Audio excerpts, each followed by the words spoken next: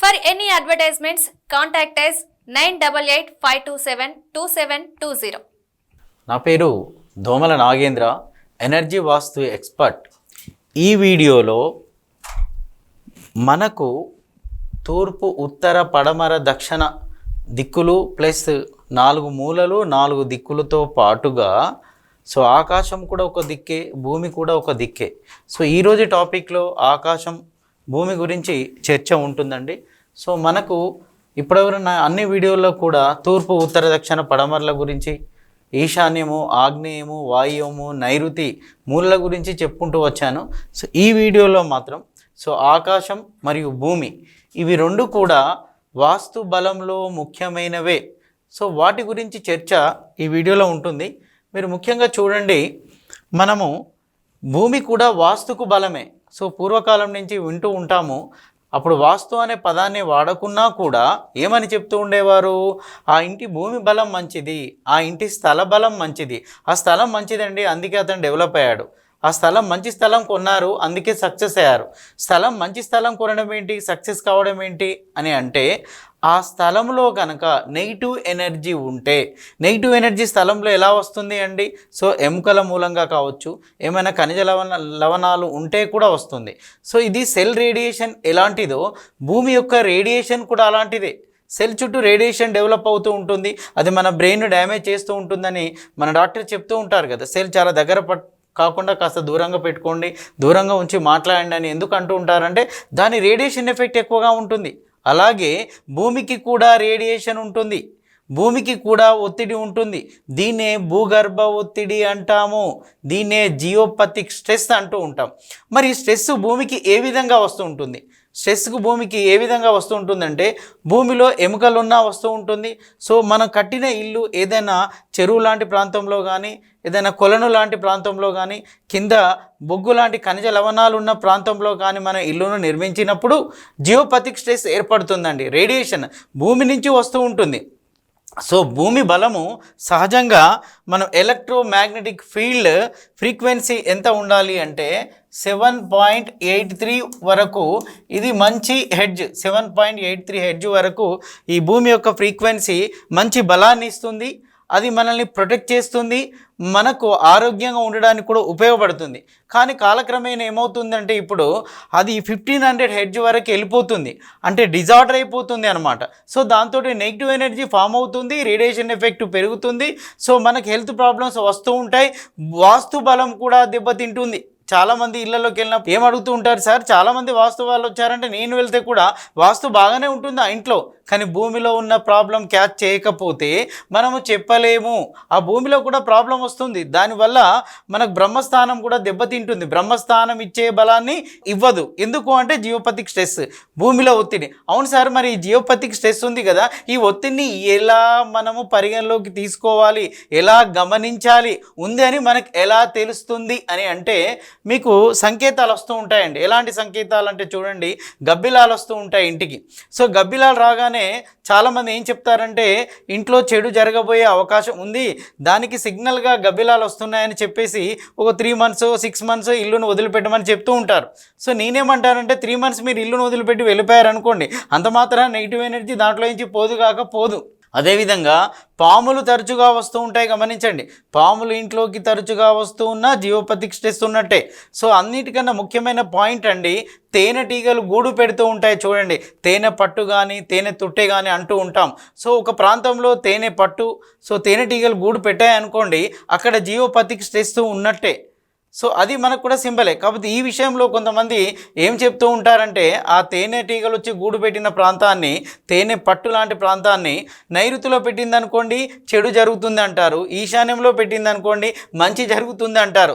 అది కాదండి, చెడు అటు పెడితే చెడు, ఇటు పెడితే మంచి అని కాదు. అది పెట్టిందంటేనే అక్కడ జియోపతిక్ లైన్స్ ఫామ్ అయ్యాయి, భూమిలో ఒత్తిడి స్టార్ట్ అయ్యిందని అర్థం.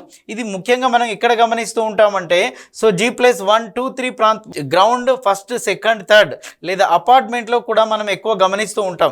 సో తేనెటీగలు వస్తూ ఉంటాయి, గబ్బిలాలు వస్తూ ఉంటాయి, ముఖ్యంగా పావురాలు కూడా వస్తూ ఉంటాయి. ఎక్కడికి పావురాలు వచ్చినా, తేనెటీగలు వచ్చినా, గబ్బిలాలు వచ్చినా కూడా ఆ భూమిలో ఒత్తిడి ఉన్నట్టుగా మనము గమనించాలి. దానిని భూగర్భ ఒత్తిడి అని అంటూ ఉంటాం.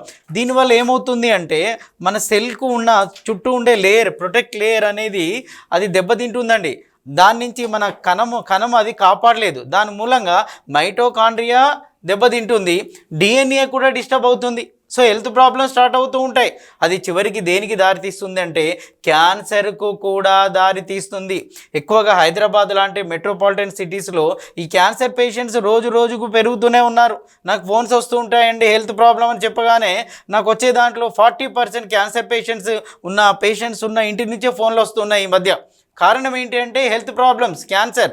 ఎందుకు? భూమిలో జియోపతిక్ స్ట్రెస్, భూగర్భ ఒత్తిడి ఎక్కువగా ఉంటే క్యాన్సర్ వచ్చే అవకాశాలు కూడా ఎక్కువగా ఉంటాయి. కానీ దీన్ని మనం సెట్ చేసుకోవచ్చండి.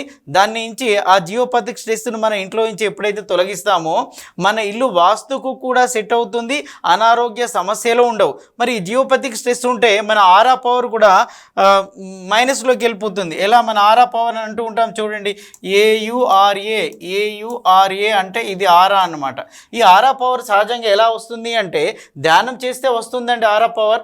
గుడి చుట్టూ తిరిగినా ఆరా పవర్ వస్తుంది, తులసి చెట్టు చుట్టూ తిరిగినా కూడా ఆరా పవర్ వస్తుంది. కానీ అవన్నీ తాత్కాలికమే.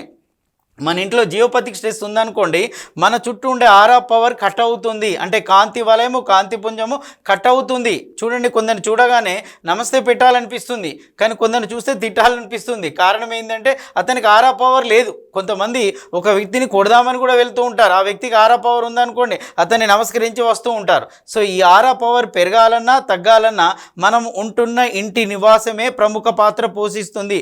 మనం ఉంటున్న ఇంటి యొక్క స్థలమే ప్రముఖ పాత్ర పోషిస్తుంది. ఇంటి స్థలము బాగుంటే పనులన్నీ చకచక అవుతూ ఉంటాయి. స్థలం బాగలేదనుకోండి ఆరా పవర్ తగ్గిపోతూ ఉంటుంది. అందుకే అంటూ ఉంటారు, సార్ ఒకప్పుడు పనులు చాలా బాగా అయ్యాయండి అంటే ఇంట్లో వాస్తు డిఫెక్ట్ ఏం లేదు, 4 మూల 4 దిక్కులు బాగానే ఉంది.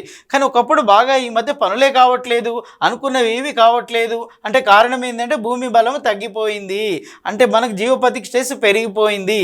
సో దాని మూలంగా ఏమవుతాయంటే చక్రాస్ ఉంటాయి కదండి, ఈ చక్రాస్ అని క్రమక్రమంగా అవి మైనస్లోకి వెళ్ళిపోతూ ఉంటాయి.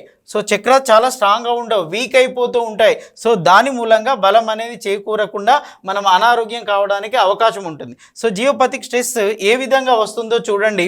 ఇప్పుడు ఒక ఇల్లు ఉందండి, ఇది ఇల్లు, దీని చుట్టూ రోడ్ ఉంది. ఈస్ట్ రోడే కావచ్చు, నార్త్ రోడే కావచ్చు, సౌత్ రోడే కావచ్చు, వెస్ట్ రోడే కావచ్చు. ఈ రోడ్ల వెంబడి విపరీతంగా జనం పోతూ ఉంటే, రద్దీగా ఉంటే, వెహికల్స్ నడుస్తూ ఉంటే ఈ ఇంటి యొక్క భూమి బలము కూడా తగ్గిపోతూ ఉంటుంది.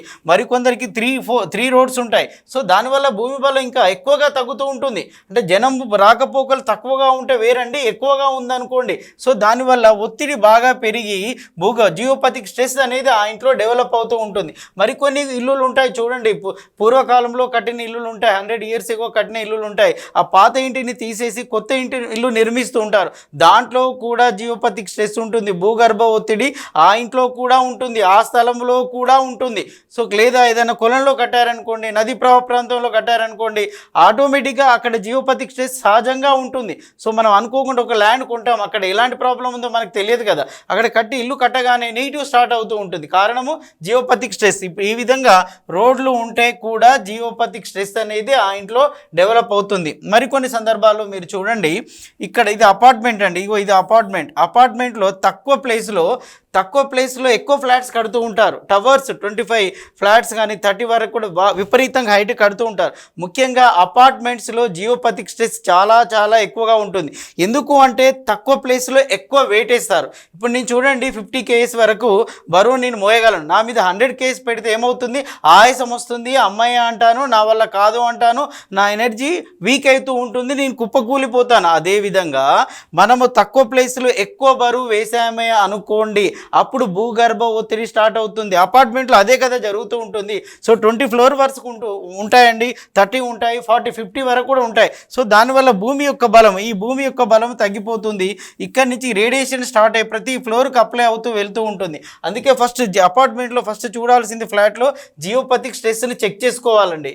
ఎందుకంటే ఖచ్చితంగా ఉండే అవకాశం ఉంటుంది. ఆ జియోపతిక్ స్ట్రెస్ని తొలగించకుండా మనం వాస్తు ఎన్ని రకాలుగా సెట్ చేసుకున్నా కూడా ఫలితం ఉండదు. ముఖ్యంగా జియోపతిక్ స్ట్రెస్ ఉన్న ఇంట్లో వాటర్ కూడా దెబ్బతింటుంది.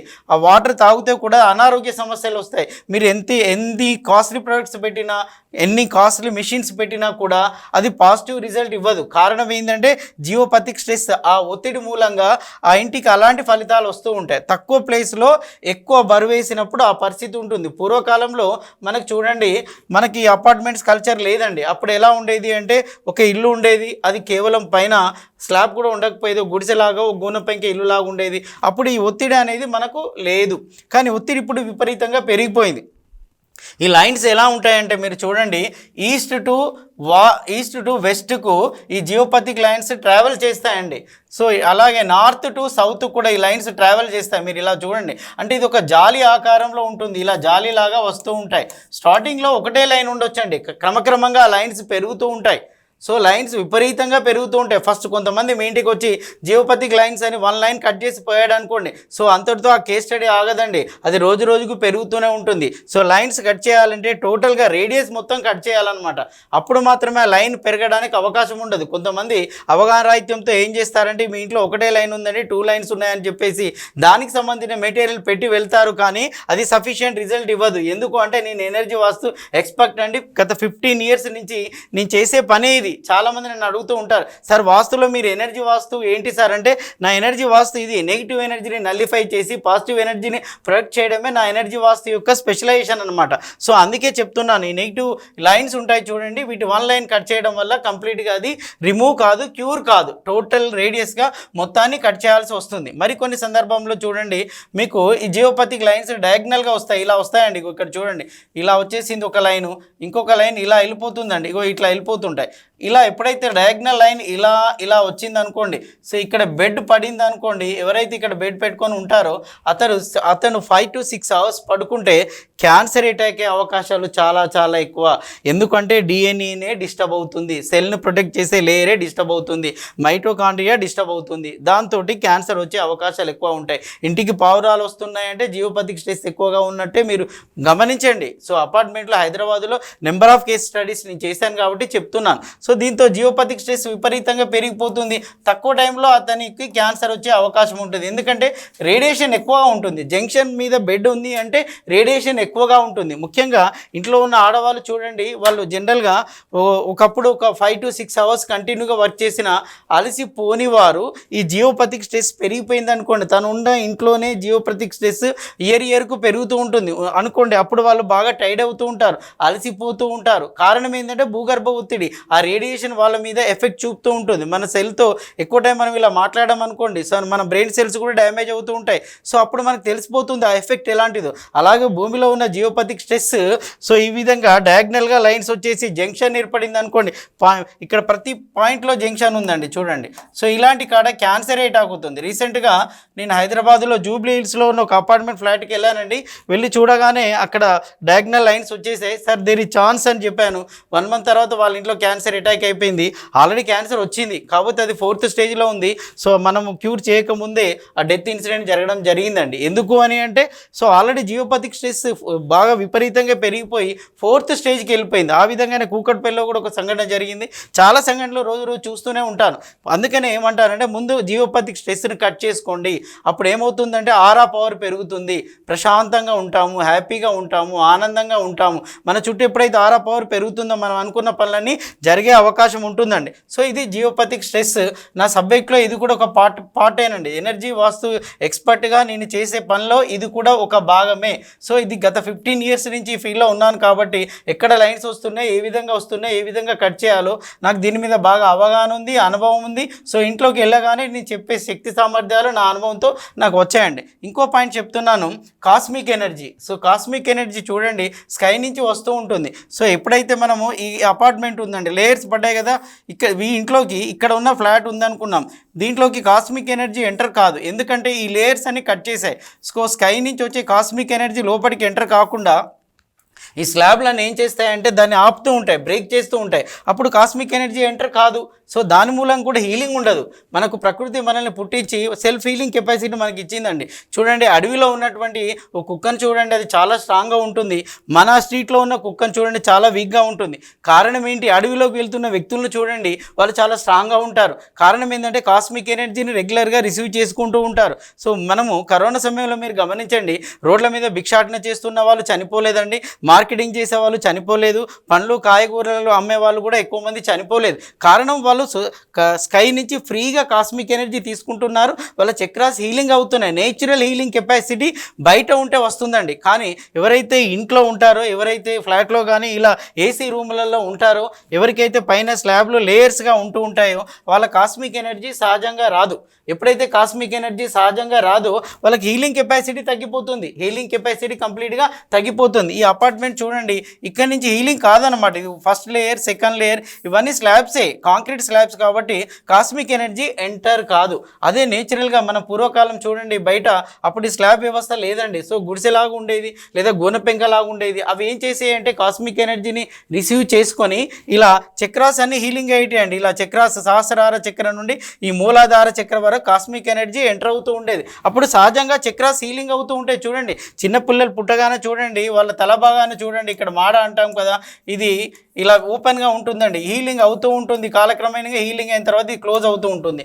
కారణం ఏంటి అంటే చక్రాస్ హీలింగ్ అవుతుంటాయి. ఇలా సహస్రార చక్రం నుంచి healing capacity nature by birth ప్రతి వ్యక్తికి ఇచ్చేసింది. కానీ ఆ నేచర్ ఇచ్చిన హీలింగ్ కెపాసిటీని మనం ఎప్పుడైతే స్లాబ్స్ వేస్తూ వచ్చామో కట్ అయిపోయిందండి. స్కై నుంచి వచ్చే ఎనర్జీని మనం రిసీవ్ చేసుకోవడం లేదు. సో దాని మూలంగా చక్రాస్ అనేటివి హీలింగ్ కావడం లేదు. అంటే స్కై ద్వారా వచ్చే ఎనర్జీని కట్ చేసుకుంటున్నాం, భూమి ద్వారా వచ్చే ఎనర్జీని కూడా మనం కట్ చేసుకుంటున్నాం. ఆకాశం ఇచ్చే ఆ బలము లేదు, భూమి ఇచ్చే ఈ బలం లేదు. ఈ రెండు బలాలు లేకపోతే కూడా వాస్తు బలము ఉండదు. అందుకే కొందరు ఇల్లు వెళ్ళగానే వాస్తు చూస్తే బాగానే ఉంటుంది. సో స్కై నుంచి వచ్చే కాస్మిక్ ఎనర్జీ ఇంట్లోకి ఎంటర్ కావట్లేదు. ఆ తర్వాత ఎర్త్ నుంచి వచ్చే పాజిటివ్ ఎనర్జీ కూడా ఆ ఇంట్లో లేదు. దీని మూలంగా నెగిటివ్స్ వస్తూ ఉంటాయి. అందుకే ఏం చెప్తాను అంటే మీకు, సో ఈ స్కై నుంచి వచ్చేది అంటే ఇలాంటి ఫ్లాట్లలో ఉండకూడదనే ఉద్దేశం కాదు, ప్రాబ్లం చెప్తాను. సో నేనే కనుక ఇలాంటి ఇల్లు ఎంటర్ అయినప్పుడు ఏం చేస్తానంటే as a being a energy Vastu ఎక్స్పర్ట్గా నేను ఏవైతే ఇన్సర్ట్ చేసి పెడుతూ ఉంటానో దాని మూలంగా ఏమవుతుందంటే అవి అవుట్ సైడ్ నుంచి కాస్మిక్ ఎనర్జీని క్యాచ్ చేస్తూ ఉంటాయి, లోపలికి ఇన్వైట్ చేస్తూ ఉంటాయి. అదేవిధంగా భూమిలో ఉన్న జియోపతిక్ స్ట్రెస్ కూడా కట్ అవుతూ ఉంటుంది. సో ఈ బిల్డింగ్ చుట్టూ మొత్తం కూడా పాజిటివ్ ఆరా ఏర్పడుతుందండి. సో దానివల్ల పాజిటివ్ రిజల్ట్స్ వస్తూ ఉంటాయి. నెగిటివ్ ఇంపాక్ట్ మన శరీరం మీద ఉండదు, మన పనులు కూడా చక్కచక్క అవుతూ ఉంటాయి, మనం కూడా చాలా హ్యాపీగా ఉంటాం. ఆ మనిషిని చూడగానే అతని ఫేస్లో ఒక గ్లో అనేది వస్తూ ఉంటుంది. కారణం ఏంటి అంటే ఇప్పుడు కాస్మిక్ ఎనర్జీ ఎంటర్ కావడం ఒకటి, భూమిలో ఉన్న జియోపతిక్ స్ట్రెస్ కూడా కట్ కావడం ఒకటి. సో ఎనర్జీ వాస్తు ఎక్స్పర్ట్గా ముఖ్యంగా మన ఇళ్లలో జిమ్ రూమ్లో ఎలా ఏర్పాటు చేస్తూ ఉంటామో నేను బెడ్రూమ్ను ఎనర్జీ రూమ్గా డైవర్ట్ చేయడము, ఎనర్జీ రూమ్గా క్రియేట్ చేయడము, ఇవన్నీ నేను చేసే పనిలో ఒక భాగము. కొన్ని ఇల్లు మొత్తం ఎనర్జీ హోమ్స్గా డిజైన్ చేయడం కూడా నా వాస్తులో ఒక భాగంగా నేను అవి చేస్తూ ఉంటాను. కారణం ఏంటి అంటే ఎనర్జీ లెవెల్స్ బ్యాలెన్స్ అవుతూ, సో నార్త్ 4 మూల 4 దిక్కులు కూడా ఎనర్జీని ప్రొడ్యూస్ చేయడం అనేది వాస్తు యొక్క స్పెషలైజేషన్ అనమాట. సో ఈ విధంగా మీ ఇంట్లో జియోపతిక్ స్ట్రెస్ నుంచి మీరు బయటపడాలి అంటే జియోపతిక్ స్ట్రెస్ ఉందా లేదో మీరు చూసుకోండి. నెక్స్ట్ వీడియోలో మీరు సహజంగా జియోపతిక్ స్ట్రెస్ను ఏ విధంగా కట్ చేసుకోవచ్చో నెక్స్ట్ వీడియోలో నేను వివరిస్తానండి. సో మీకు దీంట్లో ఏమైనా సందేహాలు ఉంటే సో స్క్రీన్ మీద ఉన్న వీడియోలో నా నెంబర్ ఉంది, అది వాట్సాప్ నెంబర్ అండి. దానికి మీరు కాల్ చేయడం కన్నా మీకు కావాల్సిన హెల్ప్ నా నుంచి ఎలాంటి హెల్ప్ కావాలో మెసేజ్ పెట్టండి. సో దాన్ని చూసి నేను కానీ మా టీం కానీ మీకు రెస్పాండ్ కావడం జరుగుతుంది. కాల్ చేయడం కన్నా మెసేజ్ పెట్టడం వల్ల ప్రయోజనాలు ఎక్కువగా ఉంటాయి. ఈ వీడియో మీకు నచ్చితే షేర్ చేయండి, లైక్ చేయండి, ఈ ఛానల్ని సబ్స్క్రైబ్ చేయండి.